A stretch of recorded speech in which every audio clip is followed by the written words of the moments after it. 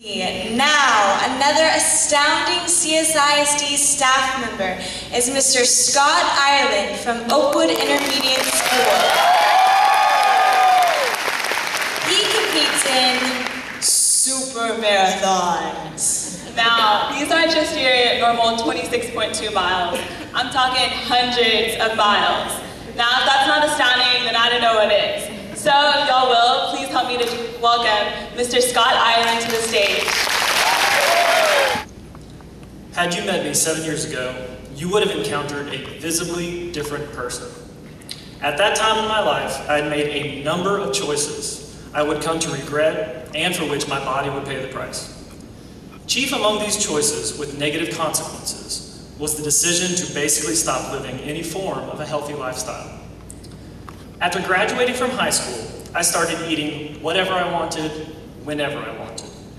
In fact, I could actually go to the Wendy's near my apartment, simply give them my name. They would have my #2 combo ready at the next window.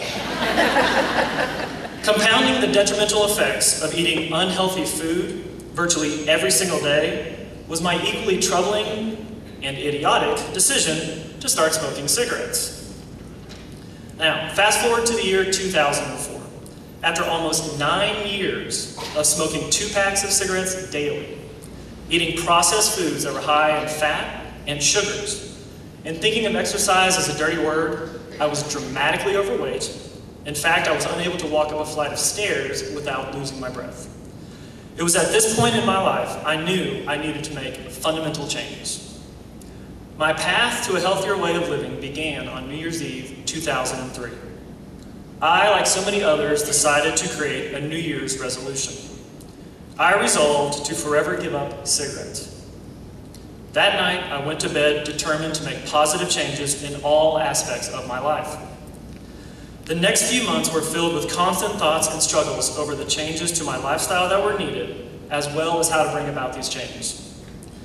The first major change I made in my life was to cut back drastically on fast food and other unhealthy dietary options.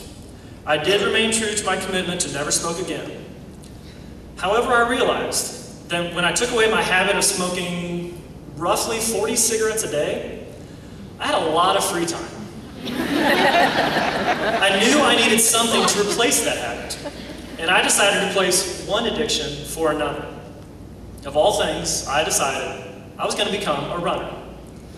Now, the choice for me as an ex-heavy smoker and devoted fast food customer to attempt running as a hobby is not as random as it may seem. My father has been a dedicated daily runner for close to 35 years. I guess I thought that if he could do it, really, how hard could it be? Stupid decision, because I was quickly proven wrong about how hard this could be. The first time I attempted to go out for a run, let's just say it was not a pretty sight.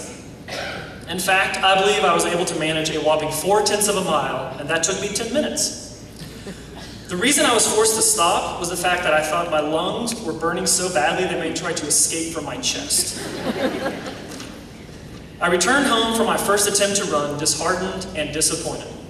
I had clearly underestimated how hard these lifestyle changes would be to make, as well as my ability to remain totally committed to them. But it was in this moment of self-doubt and fear that I discovered something that has truly changed the way I approach all aspects of my life.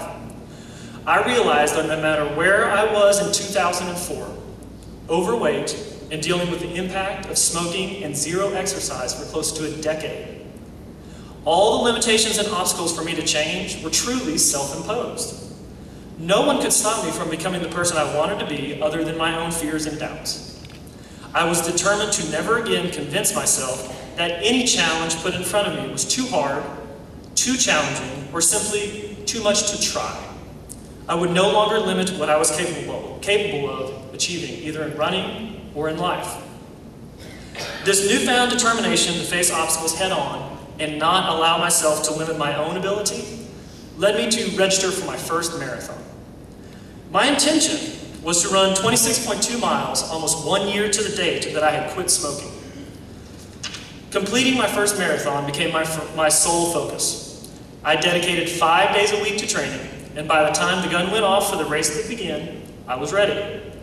I completed my first marathon at the end of 2004, and I was hooked on running. Yet I was determined to push my physical and mental endurance in any way that I could discover.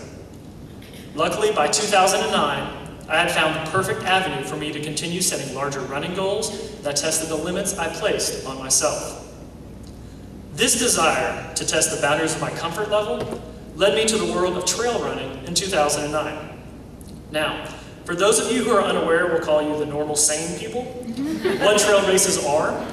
Trail races are races traditionally run on very rocky, hilly, and root-filled nature trails in various state parks. These ultra trail races go beyond the traditional 26.2 miles of a marathon. In fact, distances for this type of racing can range anywhere from 50 Ks to 100 Ks, 50 miles to 100 miles, and beyond.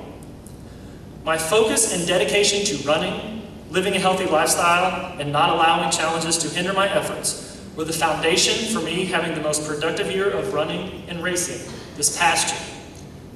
Between October 2010 and April 2011, I completed just over 300 miles worth of road and trail races. I completed, and to my shock, I was actually competitive in, races as short as 10 miles and as long as 62 miles. Was this ability reached overnight? Not at all.